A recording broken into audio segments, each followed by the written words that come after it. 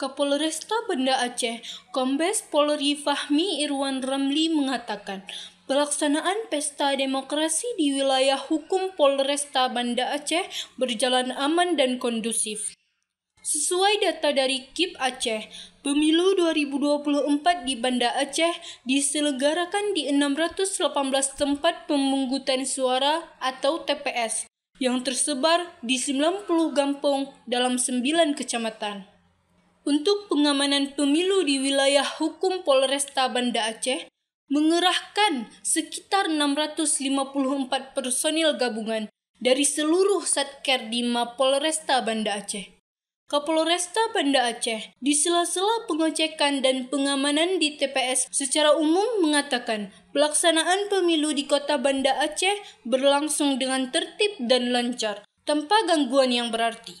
Fahmi Irwan menambahkan terkait adanya dugaan kecurangan pemilu yang dilakukan oleh salah seorang warga Aceh Besar di TPS 3 Gampung Keramat, Kecamatan Kota Alam pada Rabu 14 Februari 2024. Hingga kini masih ditangani oleh Gakumdu karena tim membutuhkan saksi dan masih dalam penanganan lebih lanjut. Secara umum, kami sudah melaksanakan pengecekan di TPS-TPS dari kemarin.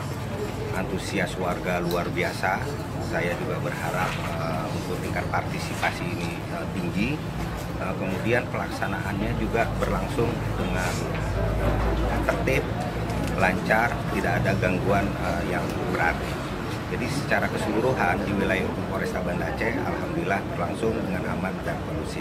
Kita masih menunggu terus di TPS-TPS yang sudah selesai rekapitulasi di TPS, yang selanjutnya mereka persiapan untuk mendorong distribusi logistik itu ke kantor kecamatan. Dan itu kegiatan semuanya itu dikawal oleh anggota Polresta Banda Aceh.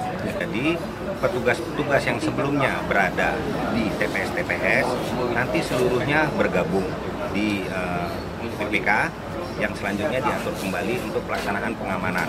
Jadi sepanjang logistik pemilu ada di PPK atau di kantor camat, maka sepanjang itulah petugas kita melekat untuk mengamankannya.